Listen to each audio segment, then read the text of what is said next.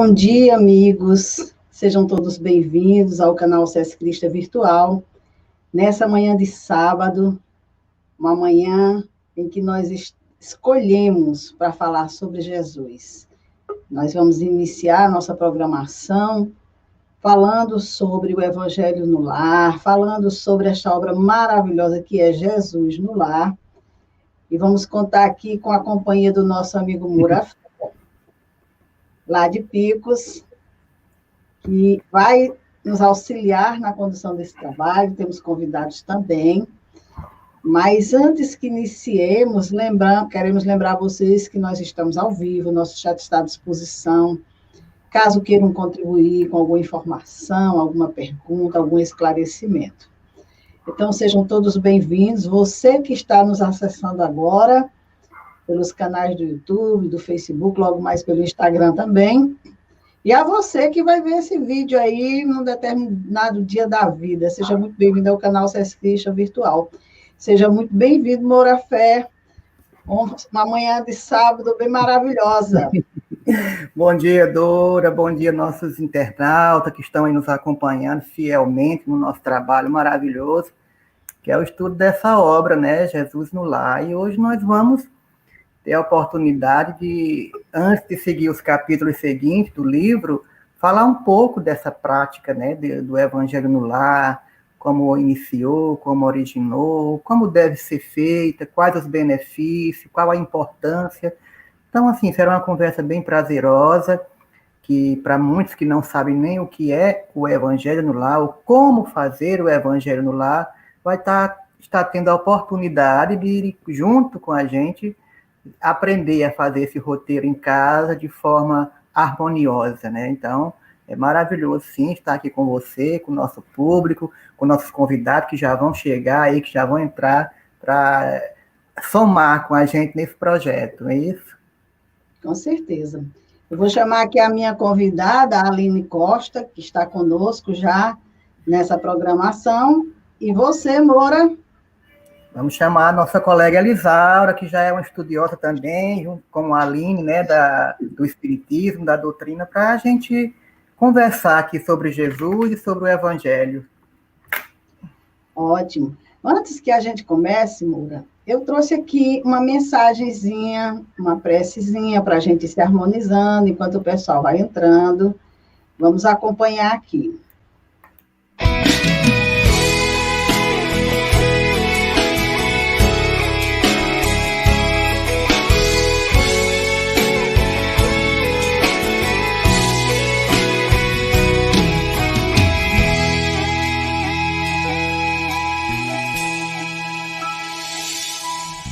Cansado estás de caminhar, se uma solidão agora quer te acompanhar, e a dor até quer te dominar, não basta, aqui é o teu lugar.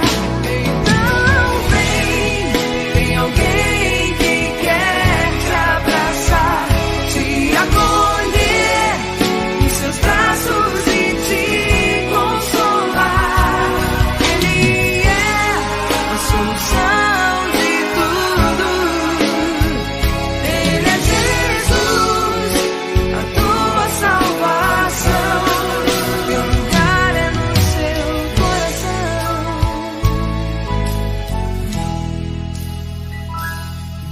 Deixa Jesus curar tudo que passou, teus pecados, tua vida e o teu interior.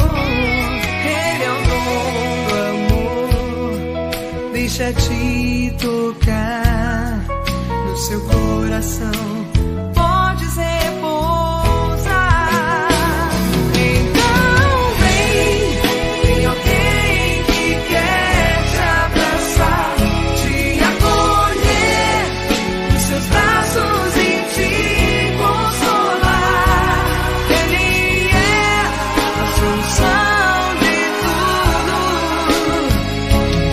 Jesus, a tua salvação.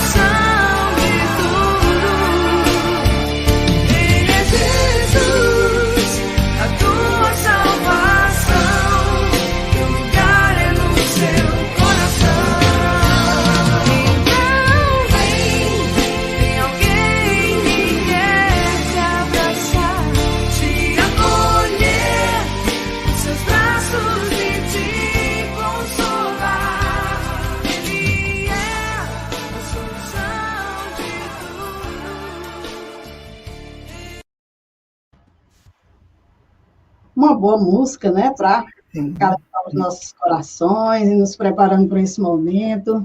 Lembrando que o nosso Mestre Jesus é esse consolo e esse amparo.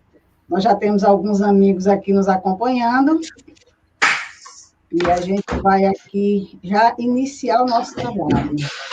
Bom dia para todos vocês que estão nos acompanhando, aqueles que irão entrar logo mais.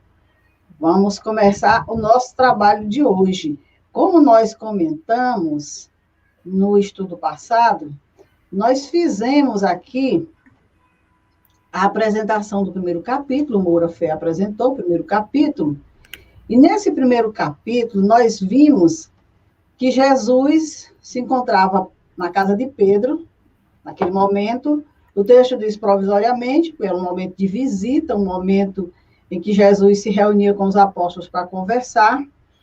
E, naquele momento, Jesus, observando que a conversação ali no meio estava um pouco improdutiva, não eram assuntos edificantes, Jesus abriu os escritos e convidou aqueles que estavam ali, convidou a Pedro, a acender claridade nova em seu lar. Fez um convite muito significativo para Pedro, como que a chamar a atenção para o que estava ocorrendo no ambiente familiar naquele momento.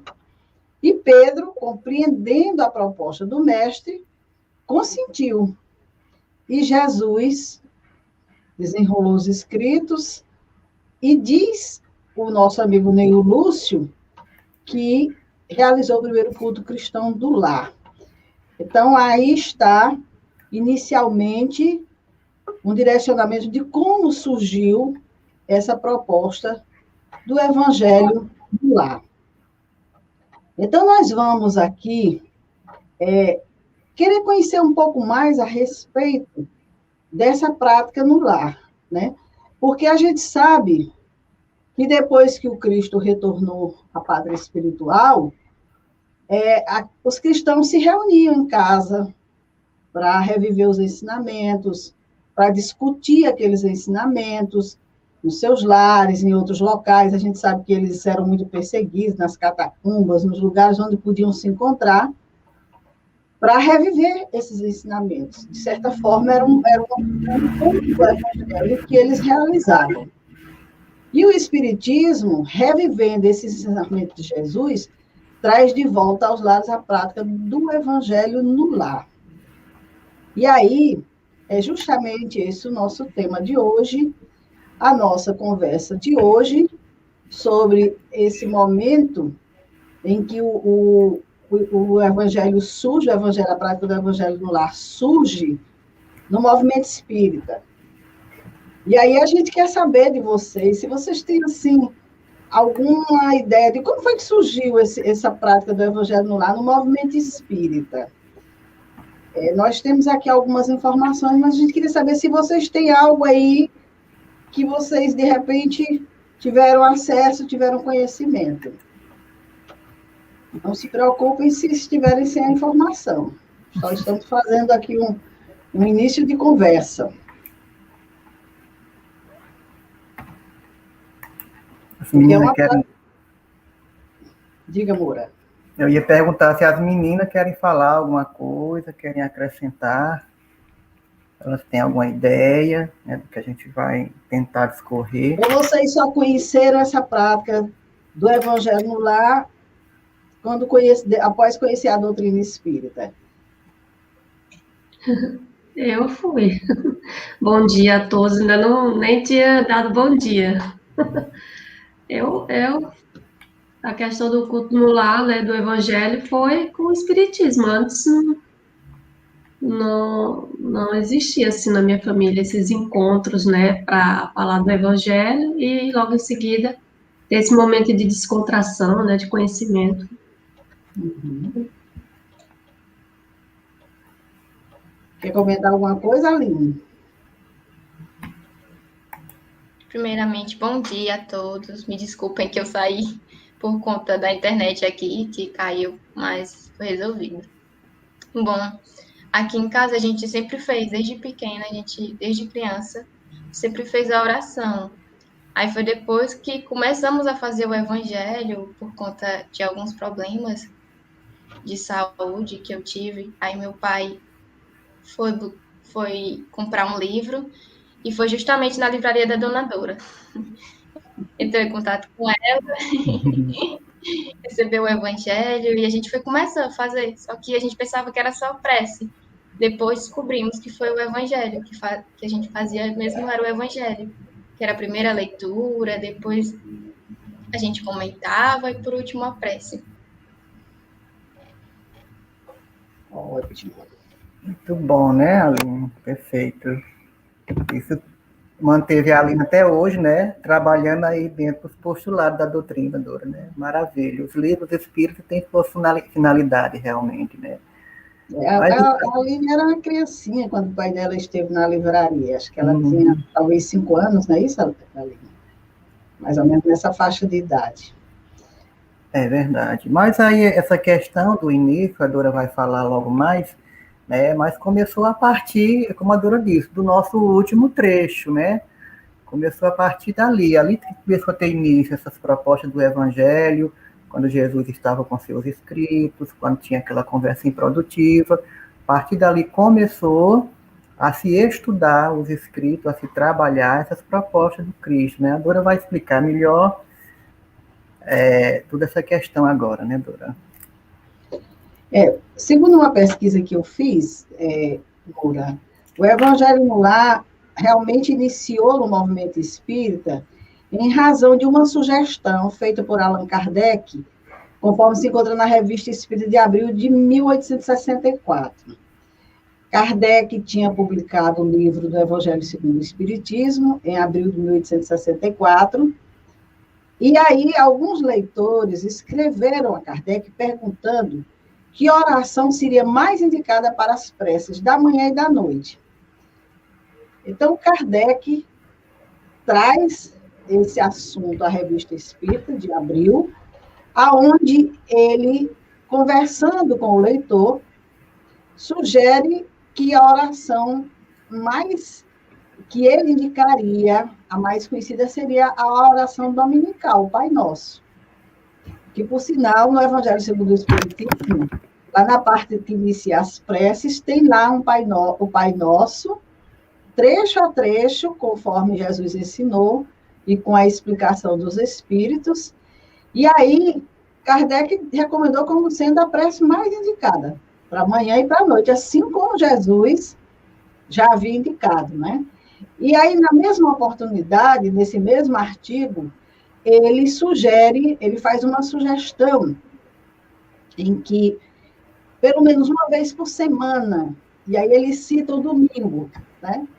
Lógico que ele citou essa data não por ser um dia, porque era o dia que normalmente as pessoas estavam todas em casa, estavam em repouso, em descanso, sem estarem no trabalho. Então, ele disse que no domingo as pessoas poderiam consagrar um tempo mais longo para esse momento de preces e, com certeza, estariam reunidas, se houvesse algum lugar para que elas se reunissem, acrescentassem a leitura de algumas passagens do livro que, na época, se chamava Imitação do Evangelho. O Evangelho segundo o Espiritismo teve esse nome inicial.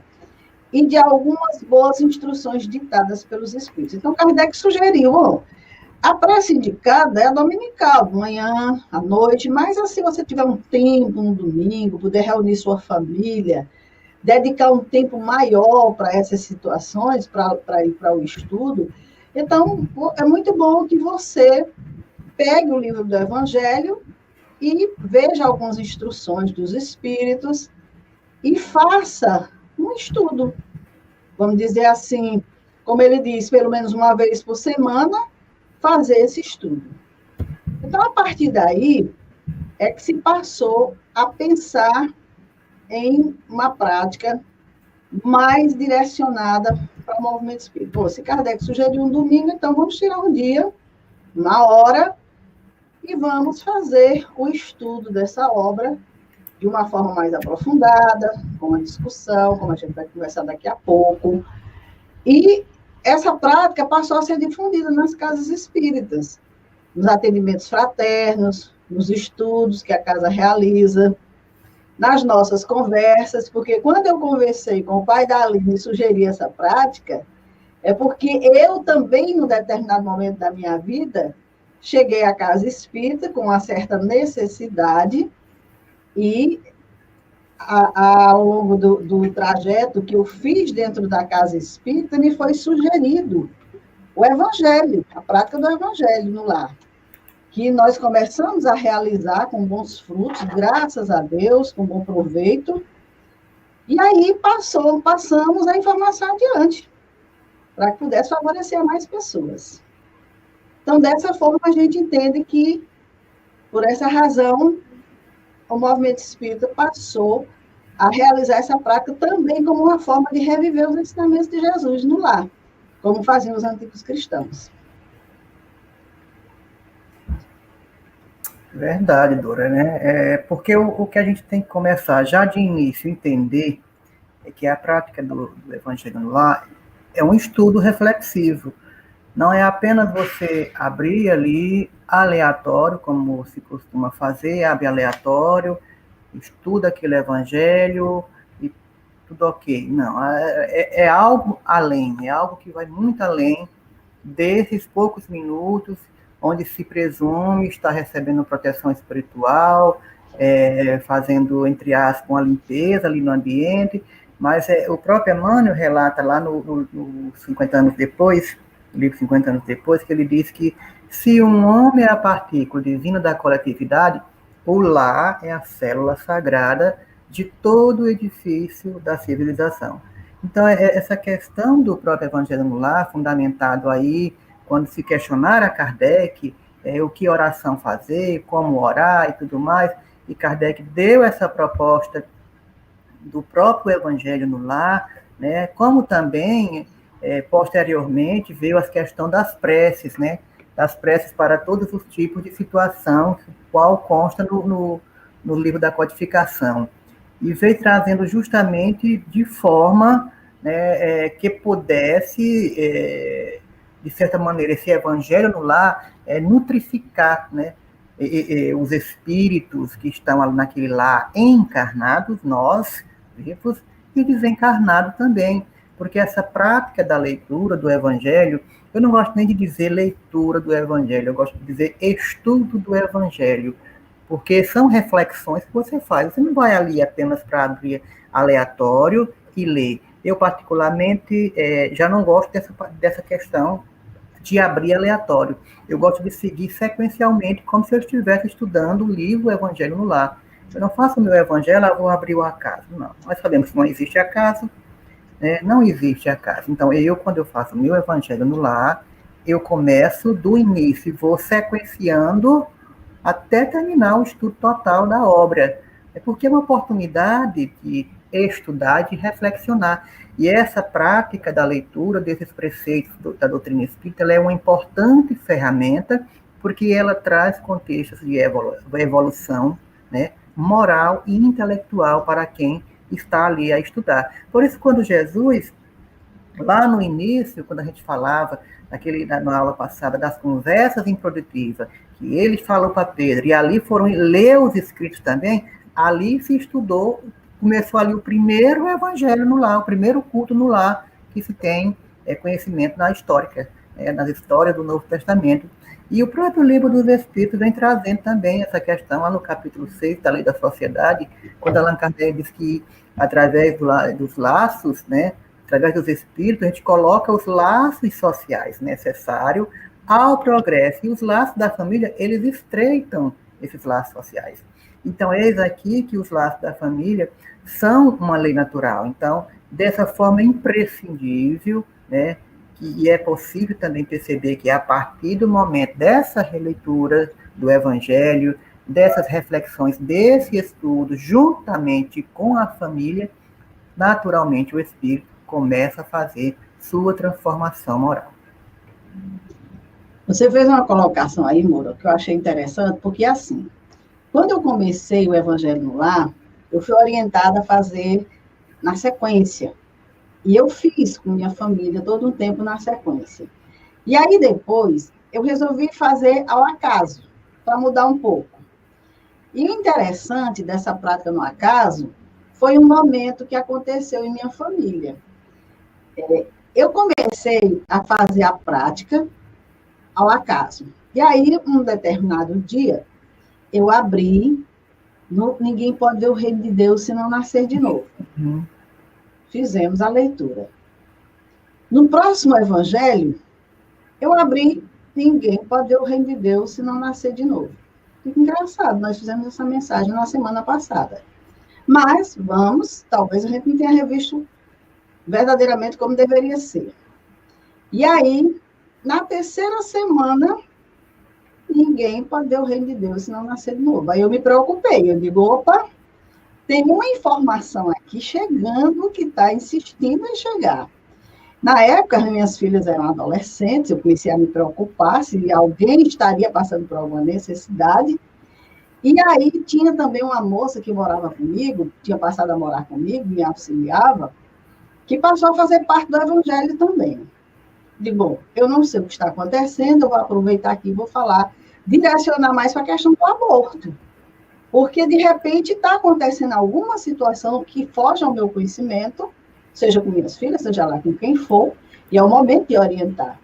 E aí nós conversamos sobre aborto, abrimos mesmo as questões, uma discussão assim bem prolongada. Quando terminou o evangelho, as minhas filhas saíram e a moça que morava comigo ficou. Aí ela disse assim, dona Dora, eu queria conversar com a senhora. É que, desde que a senhora começou esse evangelho, que eu comecei a participar, que começou essas mensagens aí que a senhora fica lendo, e hoje a senhora falou sobre essa questão do aborto. E, olha, eu estou grávida e eu já fiz um aborto. Só que esse também eu estava pensando em fazer. Mas depois do que a senhora começou a conversar aqui, aí começou a chorar. Depois das informações que a senhora disse e tudo, eu não estou com coragem de fazer mais. E aí eu disse para ela, minha querida, graças a Deus que você teve essa oportunidade. E aí nós fomos conversar, dizer para ela que ela teria todo o apoio, que ia dar tudo certo e tudo mais. E realmente ela deixou a gravidez seguir adiante, mas no parto a criança não veio com vida, né? E aí ela ficou muito triste, ela disse, será que Deus está me castigando? Pois não é castigo.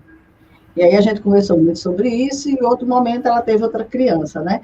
Então, assim, nesse momento, eu entendi que também pode ser um momento de vir algo dessa forma, porque, veja bem, uma pessoa que faz, como eu já, há 40 anos, o Evangelho no Lar, não dá para ficar na sequência todo dia do Evangelho ou ao acaso. Eu, ao longo desses anos, eu vou incluindo outros livros, já fiz com Jesus no Lar, já coloquei outras obras, até estudo mesmo dentro de casa com os filhos, e verdadeiramente transformei no Evangelho em outro momento, né? Então, de repente, eu não sei se as meninas aí têm alguma experiência, alguma prática aí para contar. Fiquem à vontade.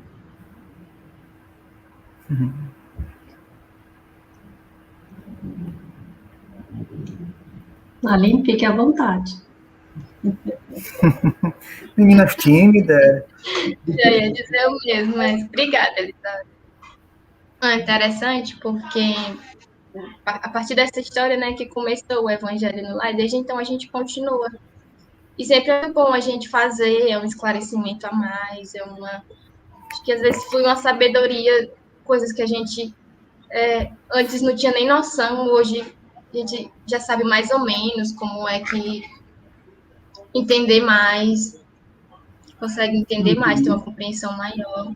E nessa pandemia, dona Dora, é muito interessante o seu relato, porque a gente também começou a instaurar aqui na minha casa novos estudos, né? Com a minha família. A gente já estudou a Gênese, o Livro dos Espíritos e outro que eu não estou lembrando, mas foi muito bom. Então, são esclarecimentos que traz para a vida da gente, que é muito importante, e que a gente faz, tira toda... É na quinta. 9 horas, e fazemos a prece, depois tiramos um... Só que aqui a gente abre o acaso, porque o acaso não, né? Sabemos que não existe o acaso, mas acreditamos que aquela Aleatório. mensagem já foi direcionada... Oi? Aleatório, né? Isso, aleatório. Que aquela mensagem já foi direcionada para aquele momento, para aquela situação, que a gente já gosta de tirar mais assim. E sempre é uma coisa nova, um aprendizado novo. E é muito bom. O Espírito André Luiz, na obra Os Mensageiros, ele diz que sempre que se ora num lar, prepara-se a melhoria do ambiente doméstico. Cada prece do coração constitui emissão eletromagnética de relativo poder. O lar que cultiva a prece transforma-se em fortaleza. Então, prepara-se a melhoria do ambiente doméstico. Quer dizer, alguém que, de repente, está passando por uma situação como essa nossa irmã, ou quantas outras situações, se a gente fosse falar aqui de situações vivenciadas que o Evangelho nos auxiliou, a gente não ia sair daqui hoje, né? Então, melhora, com certeza, o ambiente familiar. E ele diz, por isso mesmo, o culto familiar do Evangelho não é tão só um curso de iluminação interior, não é só para a nossa iluminação interior, não. Mas é também processo avançado de defesa exterior, pela claridade espiritual que acende a volta. O homem que ora traz consigo inalienável couraça. O lar que cultiva a prece transforma-se em fortaleza. Você quer comentar isso, Moura Fé? Eu, sem dúvida alguma, né, o lar, na verdade, Dora, é o berço, como a gente já sabe, né? É o berço necessário para toda transformação do indivíduo, transformação moral. E quando a gente faz essa prática, a gente vai, sim, harmonizar a família e levar conhecimento doutrinário como prática também de boas vibrações. E, assim, o que eu acho mais interessante, mais importante, é que temos que ter a consciência, não é apenas quando a gente insere o Evangelho no lar. Eu acho que a coisa mais importante que temos que ter consciência não é levar o Espiritismo, né, para dentro de casa, mas levar Jesus para dentro de casa. Quando você faz o Evangelho no lar, eu acho que a importância maior é trazer Jesus no lar para a sua casa, para morar conosco, porque muitas vezes Jesus está disperso. Muitas vezes nem se fala, né, do Evangelho do Cristo.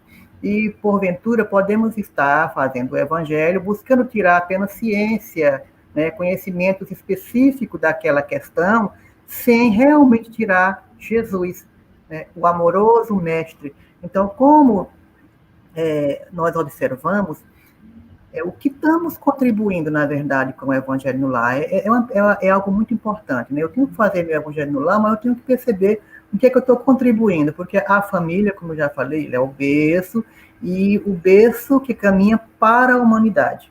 Então, naturalmente, aquele Evangelho no lar, eu estou naturalmente com minha família, se possível, né, com todos os meus filhos, se possível, e eu estou trabalhando esses indivíduos, eu estou preparando esses indivíduos, esses espíritos, para a inserção na sociedade, para levar os princípios morais, para levar os princípios evangélicos, ao qual eu estou ali, digamos, de certa maneira, conduzindo e explicando para eles. Então, quando entendemos que o momento do Evangelho no lar é também um momento de estreitarmos os laços acerca das reflexões do Cristo, das reflexões em família, para confabular, para tentar resolver, tentar ali sanar alguma aresta, e que a família realmente ela está preparando esse núcleo para a sociedade, a gente vê a grandiosidade do efeito que esse Evangelho moralmente, né, internaliza e traduz nos indivíduos. Então, é um núcleo a família, o lar, na verdade, é um núcleo de renovação,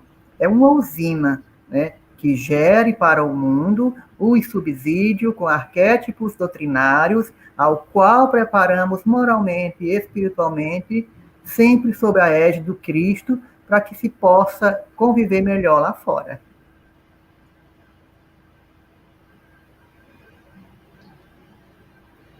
A Joana de Ângeles tem uma mensagem intitulada Jesus Contigo, aonde ela diz: dedica uma das 7 noites da semana ao culto do Evangelho no lar, a fim de que Jesus possa pernoitar em tua casa.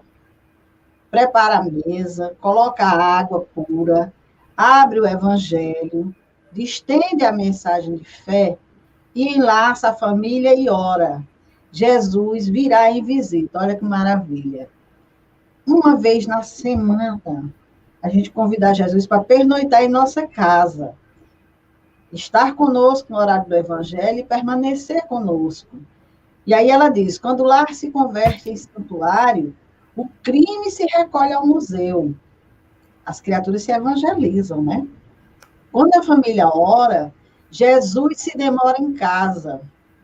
Quando os corações se unem nos liames da fé, o equilíbrio oferta bênçãos de consolo e a saúde derrama vinho de paz para todos. Então, é um convite maravilhoso que Joana de Ângeles nos faz para que nós possamos iniciar essa prática um dia na semana. E aí, as orientações do Evangelho nos sugerem escolher um dia, uma hora da semana, em que a gente possa reunir o maior número de pessoas em casa, que as pessoas tenham essa disponibilidade. Aqui a gente começa, na minha casa, eu faço no domingo, 7 horas da noite. Porque durante a semana a gente não consegue de maneira nenhuma. E foi o único dia que a gente entendeu que naquele horário estava todo mundo em casa. Então, nós fazemos no domingo às 19 horas. E aí, a orientação diz que nada impede que se faça o evangelho no lar estando só. Porque assim, muitas vezes a criatura mora só. Você não vai fazer sozinha? Mas nós nunca estamos sós, né? De maneira nenhuma. Nós sempre estamos acompanhados, mesmo que seja espiritualmente. E essa pandemia, Moura e os amigos, nos trouxeram aqui algum tipo de oportunidade de se realizar o evangelho, como nós estamos conversando aqui, de uma forma online, em família. Nós, inclusive, temos a nossa amiga Eulenice, que está aí no nosso chat, está nos acompanhando, que nos falou da experiência, certa vez, de realizar o evangelho no lar, agora, através de um aplicativo com a família à distância. Então, se ela mora distante dos filhos, quando ela está distante, se cada um mora em um lugar, eles entenderam de fazer o evangelho no lar online. Então, também uma forma que a gente pode, para não se sentir só, fazer, e com certeza a assistência espiritual se faz presente. É isso? Se vocês quiserem comentar alguma coisa sobre esse momento aqui, fiquem à vontade.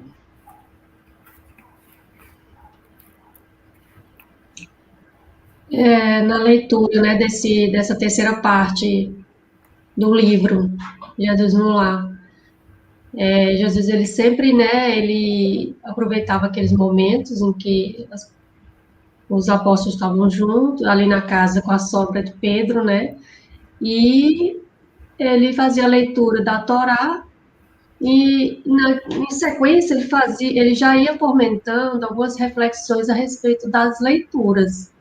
E é isso também que, como o Moura já colocou também no início, o Evangelho no Lar não é só um momento que você abre uma mensagem, faz um comentário, depois pega uma parte do texto do Evangelho, lê e fala alguma coisa, ou às vezes fica só assim, uma pessoa, né, que eu aqui em casa eu tô batalhando, né, assim, para que somos em 4, né, eu, meu esposo e meus 2 filhos, para que eles vá treinando mesmo, né, essa questão de fazer a prece do início, no final, porque às vezes as pessoas não têm essa espontaneidade, mas tudo se transforma em algo natural quando você vai fazendo rotineiramente, né? Vai se tornando um hábito, vai fluindo. Então,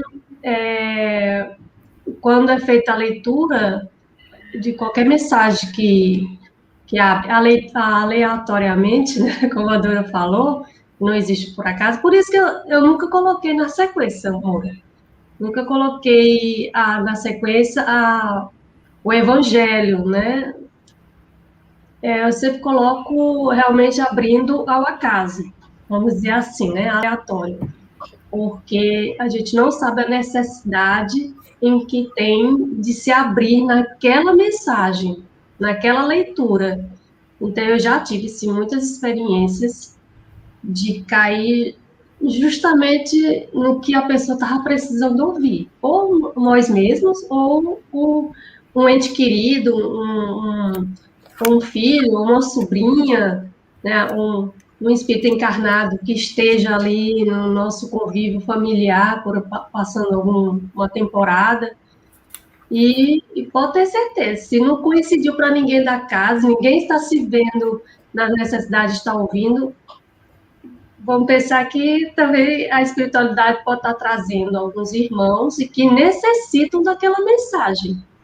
Então, é preciso que também tenhamos esse compromisso de quando cair naquela mensagem, a gente tentar abrir o máximo possível de nossas experiências e os conhecimentos que temos, né? E se tiver algum tipo de sofrimento também, interno ou externo, de estar compartilhando ali para que os outros possam estar também ou se espelhando, né, tirando alguma reflexão para que possam estar fazendo sua transformação íntima, porque realmente são momentos de grande aprendizado, o Evangelho, né? Então, não é só, reiterando o que eu estava dizendo, não é só o momento de fazer leitura e ver a questão do conhecimento, mas também é um momento de descontração em que a gente está, como Jesus fazia, fomentando a reflexão do outro,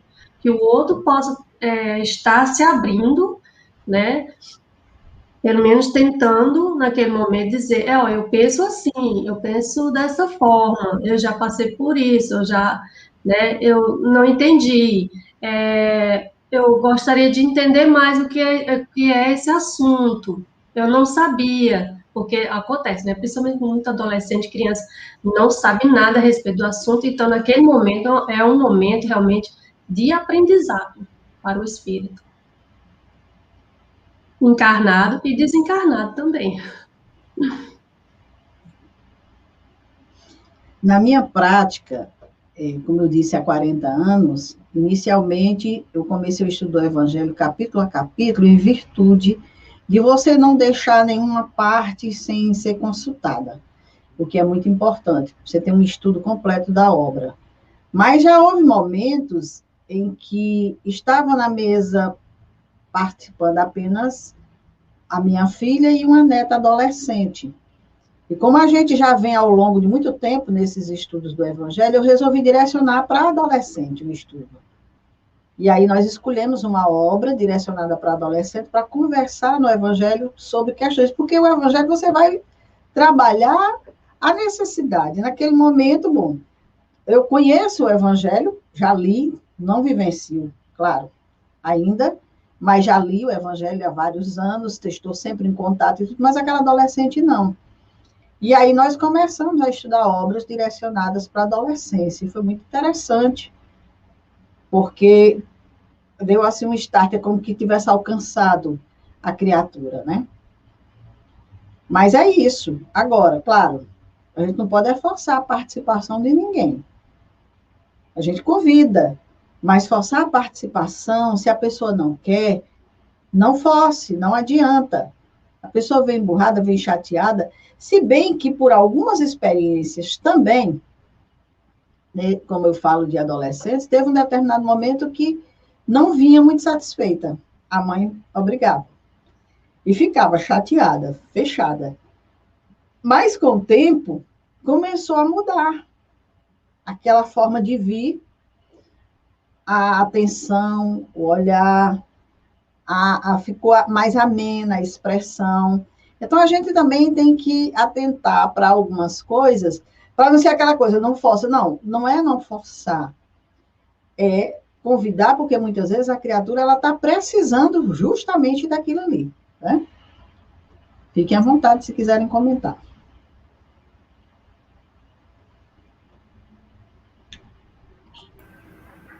Mas é justamente isso que você Interessante. falou. Né? Ô, Murafé, pode falar. Não, pode falar, Aline, vai lá. Pode continuar, Aline.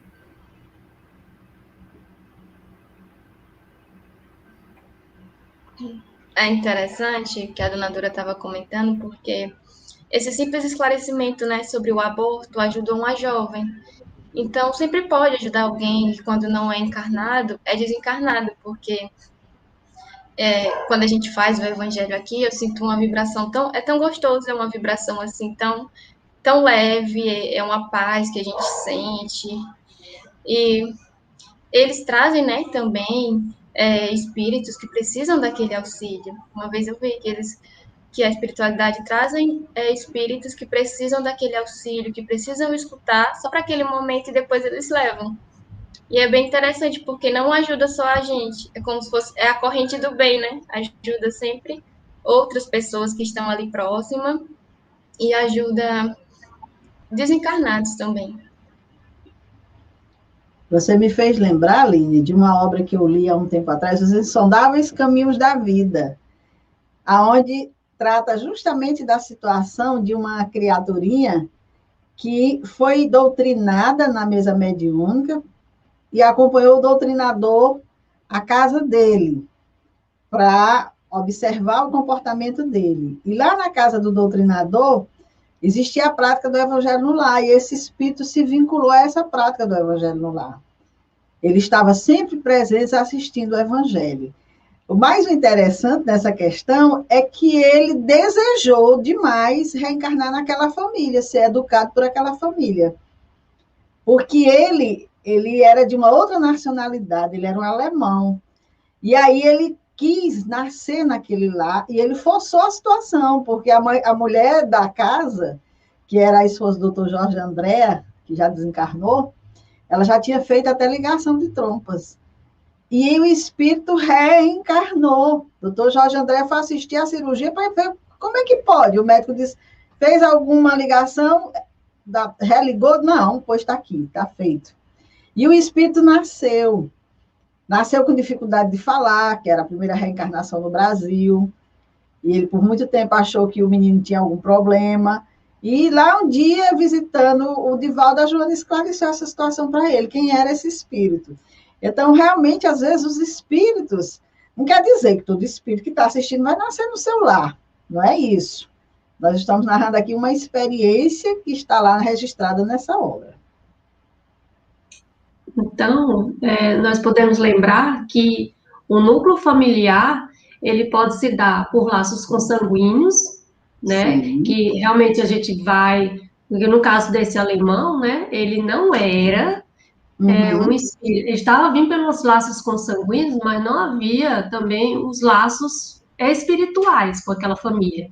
Não havia resgate, não havia débitos, né, para estar sendo ressarcido junto com aqueles familiares. Então, a gente também tem que ter essa ideia de que o culto, né, o evangelho no lar, a experiência de você estar vindo em uma família, ela pode se dar em laços consanguíneos, e pode também vir espíritos que podem vir por laços espirituais. E aí a gente vai notar que tem sempre aqueles familiares em que a gente se dá super bem, que é um momento prazeroso, gostoso, de estar conversando, afinidades de pensamento, de ideias. E já tem alguns familiares consanguíneos também, em que a gente tem uma certa dificuldade, né? Tem um disparates de forma de pensar. Então, é um aprendizado para que a gente possa estar acolhendo essas diferenças, né? Essas diversidades de ideias, de pensamentos, de comportamentos, para que a gente possa estar, né? Que é o grande objetivo, exercitar nesse clã, nesse núcleo menor, para a fraternidade universal. Então, se a gente não consegue fazer um acolhimento com os nossos entes queridos, né, os consanguíneos ali naquele núcleo menor, como vai fazer lá fora? Então, é realmente um momento de aprendizado para que a gente possa estar exercitando essas virtudes, né, de amizade, de companheirismo, de respeito, de estar... A gente sabe que os filhos da gente, eles procuram, né, em nossos como posso dizer, e nossa maneira de ser, às vezes eles querem estar imitando, né? Então a gente tem até realmente a responsabilidade de se a gente não é, mas pelo menos está se esforçando de ser uma boa mãe, um bom pai, de estar dando bons exemplos, porque a gente sabe que ali estão se formando e vão ser também pai e mãe, e a gente tem aquela responsabilidade. O que foi que eu ensinei para o meu filho a respeito para com o próximo? Coisas do dia a dia dentro de casa, né, de educação, de preservação do meio ambiente, de como acolher os animais, tantos outros, uma série de assuntos que a gente tem que ter realmente cuidado de estar tendo, né, de ser esse exemplo, para que quando ele crescer, os filhos, os adolescentes, que vão ter seu núcleo familiar, eles possam estar dando também essa contribuição. Essa é uma grande responsabilidade, não é? Com certeza. Moura, eu vou pedir para você apresentar para nós como se realiza a prática do Evangelho no Lar. Pode ser? Certo, Dora. Só para complementar um pouco, né, a gente tem que entender que o mundo espiritual, ele transforma-se toda vez que começamos a leitura do Evangelho no Lar. Porque essa prática da leitura, ela nos traz bom sentimento e transforma o nosso interior, seja como paciência, com empatia, com benevolência, com alegria. Então, traz boas vibrações que devemos manter, né, ao nosso redor, que devemos manter ali na nossa família. Por isso, a prática é importante, né? Não apenas para os espíritos encarnados, como também para o desencarnado, porque mesmo aqueles que não querem participar do Evangelho no Lar, eles serão beneficiados pela prática, né? Já que nós podemos fazer as nossas preces por eles, né? E tudo isso auxilia bastante nesse trabalho do culto, né? Do enlar, do Evangelho no Lar. E a gente sabe que a nossa questão do Evangelho no Lar, nós temos que ter muito cuidado para que nós não trazemos, né, não venhamos trazer um certo atavismo de forma ritualista, para colocar dentro do próprio Evangelho. Porque nós dizemos que Kardec fala que a doutrina espírita não tem culto, né? Que a gente não cultua, não tem culto. Por isso que eles dizem que muitos não consideram o espiritismo como religião, porque nós não temos práticas sacramentais, dogmas sacramentais. Por isso que a gente diz, o espiritismo não é uma filosofia, uma religião dogmática, não é uma religião de dogmas ritualistas, sacramentais, religiosos, mas sim, nós temos nossos dogmas que a gente pode direcioná-los, não dessa forma de culto. Então, quando nós falamos na questão do culto no Evangelho no Lar, nós temos que entender o que é culto, primeiramente, né? Para que a gente entenda o que é realmente culto. O que vem dizer culto, né? O Aurélio fala que culto é adoração, culto é ritual, culto é veneração. Então, por isso que nós temos que ter um certo cuidado, né? Eu sempre uso também essa palavra, porque a gente já acostumou a falar culto no Evangelho no Lar, mas eu gosto de dizer mais estudo do Evangelho no Lar, porque nós precisamos descaracterizar algumas formas de prática do Evangelho no Lar. É como a Elisaura falou, né? Lá em casa eu estou tendo ainda uma luta, ela está desconstruindo um sistema, porque só ela lê, só ela explica, só ela faz a prece, então está fazendo um processo de desconstrução e, ao mesmo tempo, construindo um verdadeiro Evangelho no Lar. Então, muitas vezes, as pessoas procuram fazer o Evangelho de forma mecânica. Chega ali, põe água fluidificada, faz uma leitura, faz uma prece, tá. Então, vai se criando essa forma de cultuar o Evangelho no Lar como uma válvula de escape para os seus problemas. Ele começa a cair no atavismo religioso. É como se nós estivéssemos trazendo um culto religioso para dentro de nossa casa.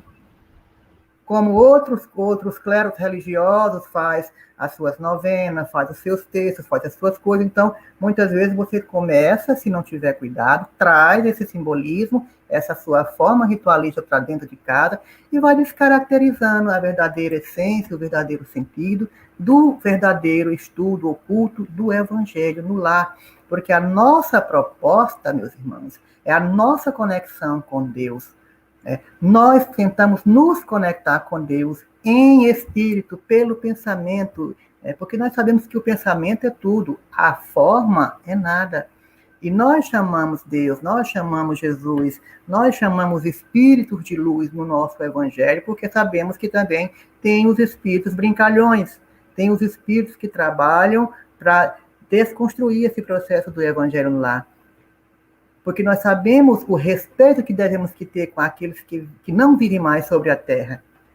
E qualquer que seja a condição, feliz ou infeliz, no mundo espiritual, sempre estaremos orando, fazendo apelo aos bons espíritos, fazendo apelo a Deus, como um procedimento de recolhimento, de introspecção, de conexão com essa espiritualidade superior.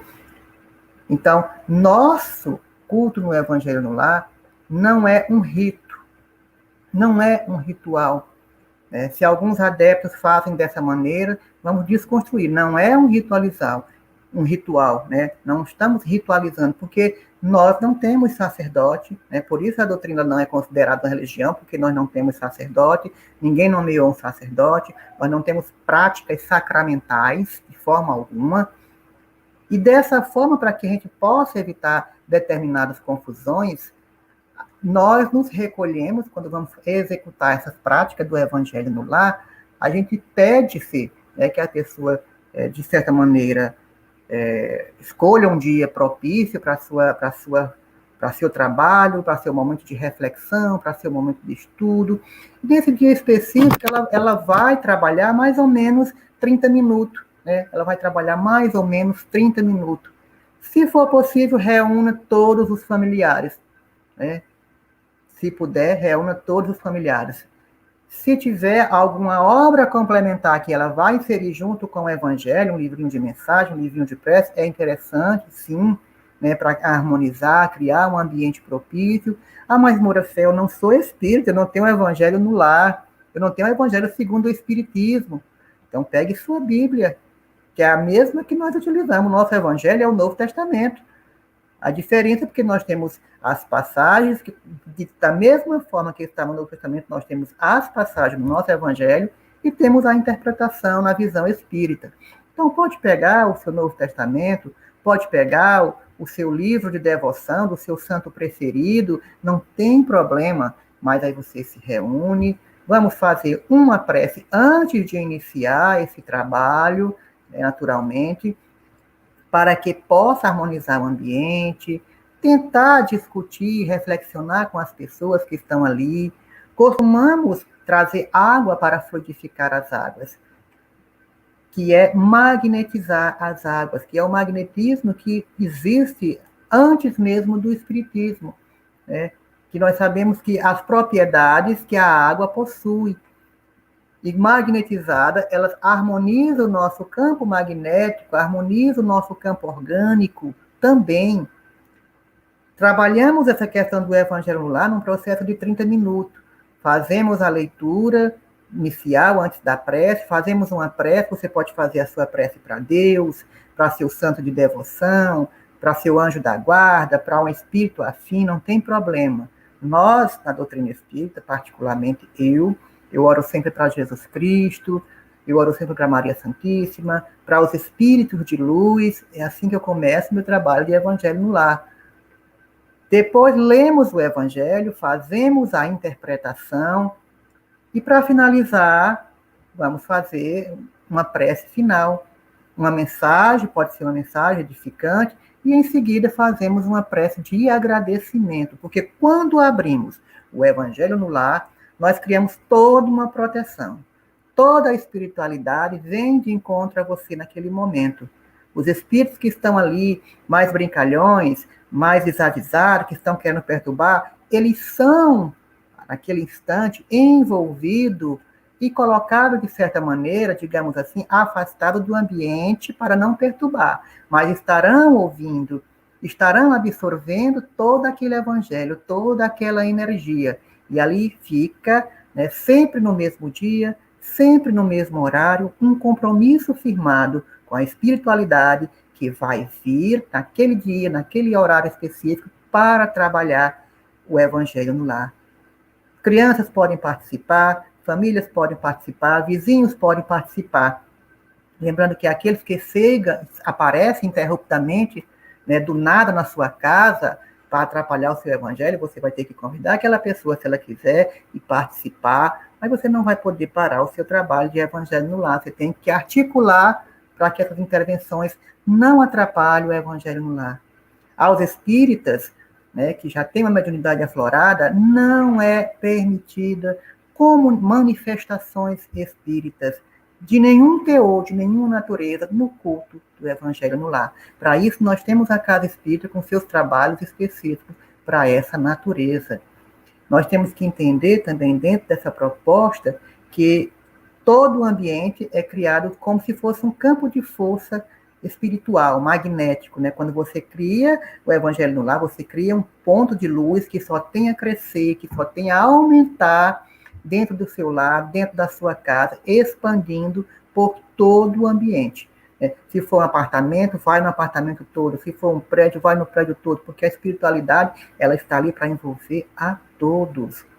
E é importante que nós, até mesmo quando formos faltar aquele dia, a gente oriente-nos, aliás, comuniquemos à espiritualidade que naquele dia não estaremos em casa para fazer aquele evangelho, que não tem ninguém para fazer aquele evangelho.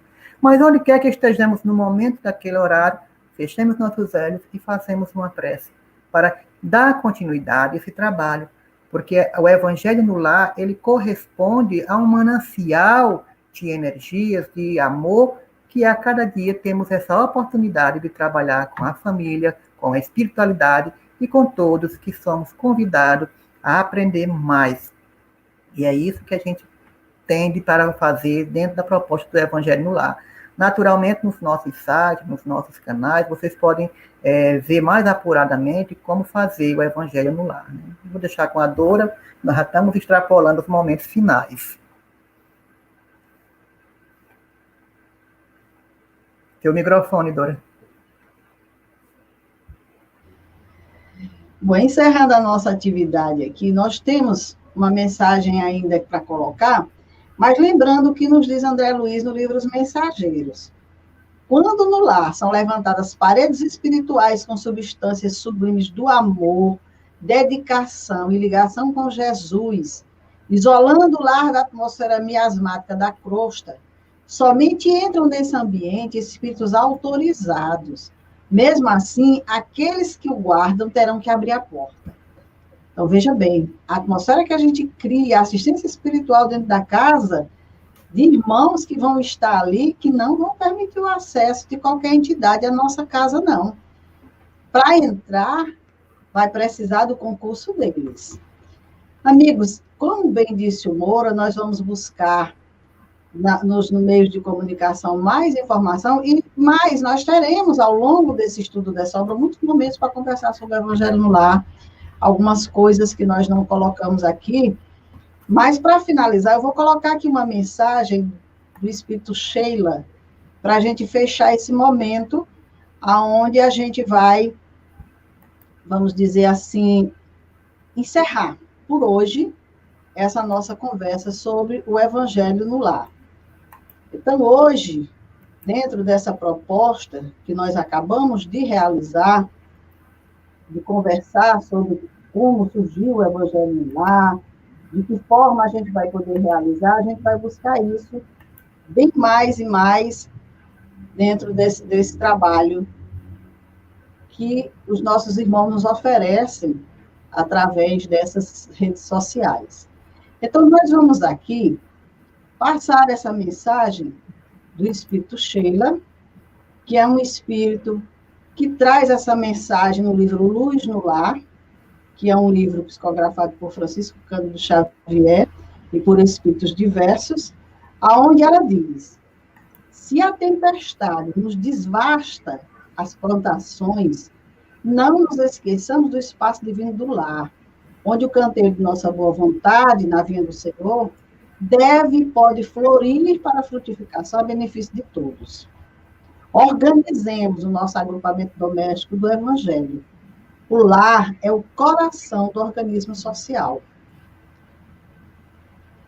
Em casa, começa a nossa missão no mundo. Entre as paredes do templo familiar, preparamos-nos para a vida com todos. Seremos lá fora, no campo da experiência pública, o prosseguimento daquilo que já somos na intimidade de nós mesmos.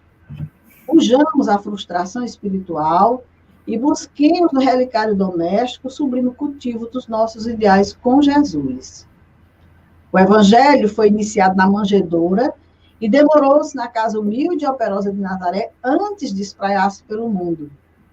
Não há serviço da fé viva sem a aquiescência e concurso do coração.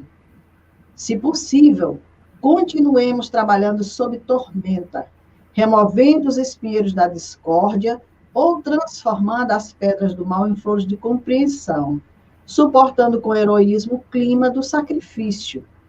Mas, se a ventania nos compele a pausas de repouso, não admitamos o bolor do desânimo nos serviços iniciados. Sustentemos em casa a chama de nossa esperança, estudando a revelação divina, praticando a fraternidade, crescendo em amor e sabedoria. Porque, segundo a promessa do Evangelho Redentor, onde estiverem 2 ou 3 corações reunidos em seu nome, aí estará Jesus, amparando-nos para a ascensão da luz celestial, hoje, amanhã e sempre. Então, com essa mensagem, nós estamos concluindo aqui o nosso trabalho, agradecendo a todos pela participação, mas antes tem aqui um comentário. A Luane está dizendo, na família, o encontro de almas, muitas vezes, não é tão bom assim, devido a experiências negativas passadas. O evangelho vai dentro do espírito e auxilia na construção de um novo ser em família. Antes eram inimigos, mas agora estão juntos nessa estrada, evoluindo pelo amor e ajudando uns aos outros, graças à misericórdia divina. Fechou, Luane, com certeza fechou o nosso estudo. Fiquem à vontade, amigos, para as considerações finais, estamos encerrando. Bom, é muito maravilhoso, foi sempre grato, sempre um aprendizado novo que a gente tem aqui, buscando, como eu gosto de falar, nós não somos doutores de espiritismo, nós somos estudiosos e ainda muito muito no ensino básico, né? Nós estamos engatinhando, estamos aprendendo, então, às vezes a gente pode passar por algo que não era o que queremos falar, e a gente vai buscando aprender mais, vai buscando pesquisar mais, porque é isso. O espiritismo é uma doutrina, é uma filosofia progressista, né? Progressiva. Estamos sempre estudando, buscando aprender um pouco mais. E é muito bom ter as meninas aqui com a gente, Dora, muito bom ter o público nos acompanhando, que nós possamos estar aqui no próximo sábado, né? Não se esqueçam de curtir, curtir, dar like, né? Se inscrever no canal, para que a gente possa ter mais engajamento nessa página. E divulgue nas suas redes sociais. Então, forte abraço, Jesus conosco sempre. Muito obrigada pela oportunidade e até a próxima semana. Se Deus quiser. Foi muito bom. Muito obrigada também pela oportunidade. Foi muito proveitoso. E é isso. Até a próxima semana.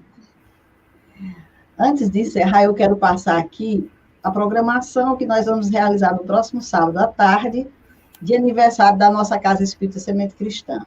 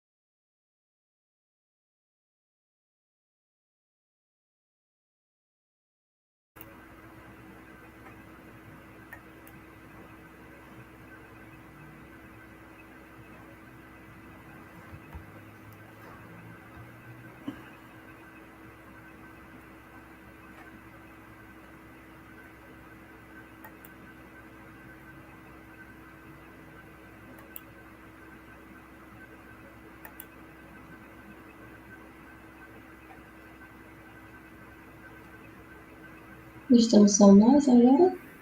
Acho que a Dora deve ter tido algum problema. Mas será que estamos ao vivo ainda? Sim, ainda estamos, né? Vamos ver o que foi que houve. Mas ela faz o corte, né? A reedição, né? Isso. A gente tinha que encerrar aqui o canal. Só encerra ela Pessoal, lá. ela que Ela- encerra, né? É.